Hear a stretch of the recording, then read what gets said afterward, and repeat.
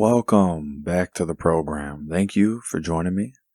Today, we will be talking about Guitar Center Files for Bankruptcy, narrated by me, Preston Olson. We will also take a look at the news report coming out about Devin Nunes warning all of us that Biden and Obama will shut down the Durham inquiry. And as always, you will have a developing story ticker on the bottom of your screen with important headlines I curated for our entertainment. Yes, we all remember the good old days of Guitar Center. How many of you have ever been in a Guitar Center? Well, let me tell you, you're missing out.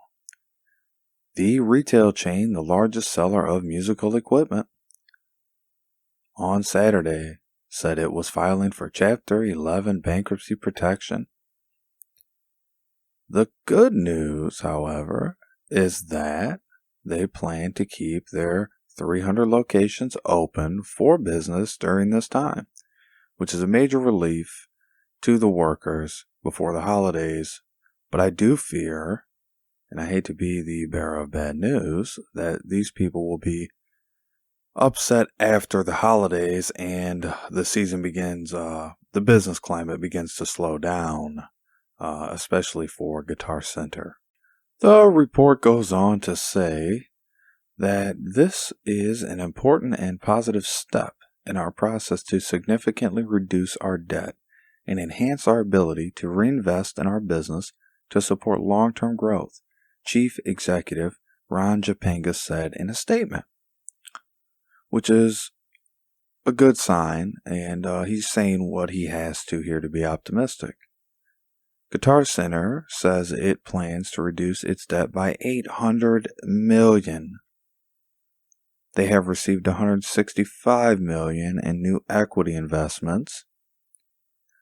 They have said they have negotiated a total of $375 million in debtor in possession financing, and intends to raise another $335 million in senior secured notes. So there's still a lot out there that Guitar Center is hoping on, and that is also something to keep in mind, that they are forecasting one thing, but that will be determined later on.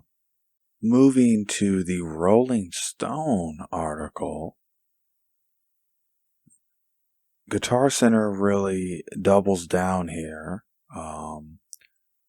by saying that this was voluntary, part of the process, and will strengthen our company and allow Guitar Center to serve customers even better for the long term. Now, those are words from their president and CEO, Ron Japanga. He expects this to be a quick process overall. So these are very bold comments from a company that is voluntarily filing Chapter 11 bankruptcy protection. The article goes on, and this is where it begins to get good. Ron Japanga says that Guitar Center has actually done considerably well despite the downturn in retail in the last few years. So prior to COVID, they were having issues. So let's take that out of that small tidbit I gave you. He goes on to say they were actually showing profitability consistently over about 10 quarters prior to COVID.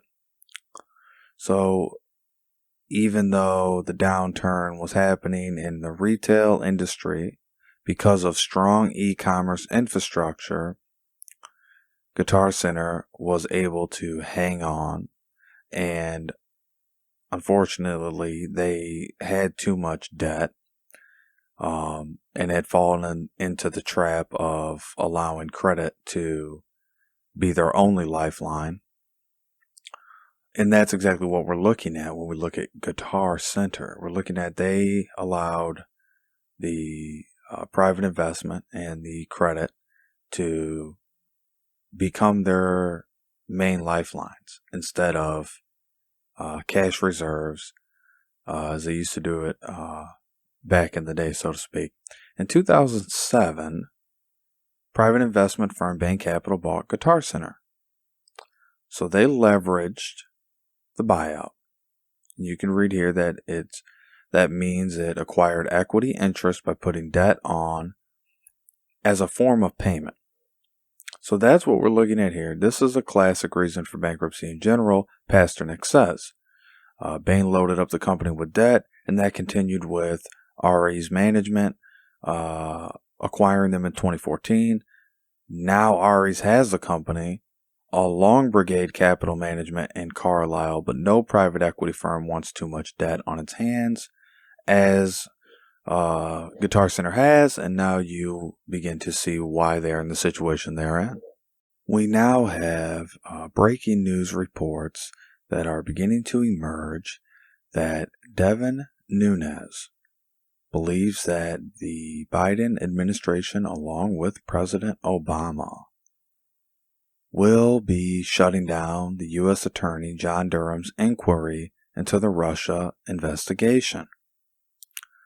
Now, this is something that has been going on for over a year and a half now, with actually a lot of good being turned over because it's exposing the fraud that these career politicians have become and how rich with power they are right now.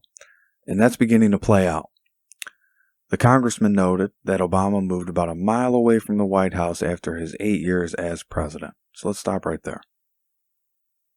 So Obama has always been somewhat of a swamp creature, and that is consistent with this assertion.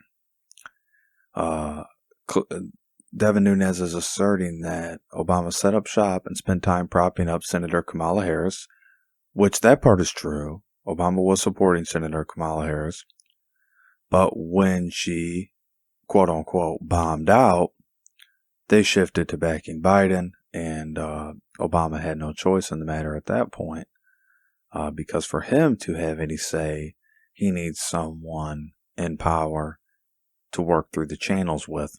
So this is ultimately what you see in politics with career politicians and people that, if they have our best interests, they're sure doing a poor job of showing exactly what they're trying to convey to the American people, besides more taxes, more scandal, and more fraud, as you've seen completely riddled the Obama administration. So we know that Durham was appointed by Barr more than a year and a half ago to investigate misconduct by federal law enforcement, intelligence officials, and others related to the FBI's inquiry into links between President Trump's campaign and Russia. So far, the prosecutor has secured one guilty plea from a former FBI lawyer. So we asked the question, and this article did a good job of giving us a measured approach to how we look at the Durham inquiry.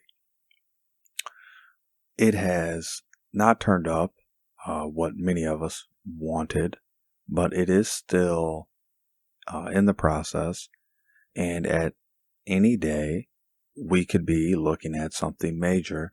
Now, I wouldn't get your hopes up, but I would definitely have hope, because this is not something that can easily be swept under the rug, even by a Biden administration, as Representative Devin Nunes is warning.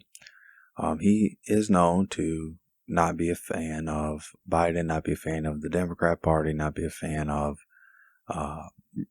former President Obama. So you have to keep that in mind, but also understand that his side of the story is consistent and has numerous accuracies in his side of the story. So let's keep that in mind. And I do appreciate everybody watching the video today. Thank you for being here. I will have much more. And until next time, I'm turning it over to you. Good night, everyone.